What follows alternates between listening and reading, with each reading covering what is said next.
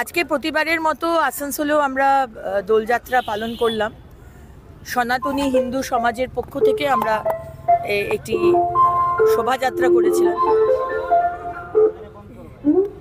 এবং অনেক মানুষ, সাধারণ মানুষ, মহিলা পুরুষ সবাই আজকে যোগদান করেছিল এই মিছিলে। কিন্তু মনে আনন্দ নেই, জানেন।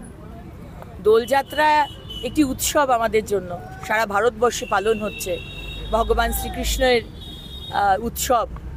কিন্তু পশ্চিমবঙ্গে যেখানে আমার মতো মহিলারা, আমার বোন, আমার দিদিদের তৃণমূলের পার্টি অফিসে ডেকে নিয়ে গিয়ে ধর্ষণ করা হয় আর তারপরে তার কোনো বিচার সে পায় না, সেখানে আমি কিসের দোলযাত্রা করব বলুন তো? আমার শিক্ষক শিক্ষিকা ভাইরা যারা পড়াশুনো করে পাশ করে, যারা চাকরি পেয়েও চাকরি পেল না, রাস্তায় আন্দোলন করছে, আমি দোলযাত্রা করে আনন্দ করব? আজকে আমার ছোট ছোট ভাই বোনেরা যারা স্কুল যায় দুমুঠো খাবার জন্য, সে মিড ডে মিলের খাবারে না দুধ, না ডিম, না মাছ, না মাংস, টিকটিকি, ইঁদুর পাওয়া যায়।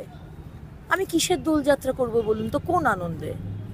যেখানে কর্মসংস্থান নেই, প্রতিদিন মানুষ খুন হচ্ছে, বোম ব্লাস্ট হচ্ছে, প্রতিটা বাড়ি থেকে দেখুন কেউ না কেউ অন্য রাজ্যে গেছে। সেই পরিবারগুলো কি দোলযাত্রা পালন করছে? যার বাবা বাইরে গেছে, যার সন্তান বাইরে গেছে, যার স্বামী বাইরে গেছে।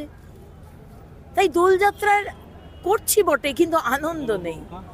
আনন্দ হবে যখন মোদীর সরকার, পদ্মফুলের সরকার 2026-এ প্রতিষ্ঠিত হবে এই পশ্চিমবঙ্গে, এবং সবার জন্য উন্নয়নের কথা হবে। শিক্ষক শিক্ষিরা কাজ পাবে, মহিলাদের সুরক্ষা হবে, যারা মহিলাদের দিকে খারাপ নজরে দেখবে তাদের উচিত শাস্তি হবে।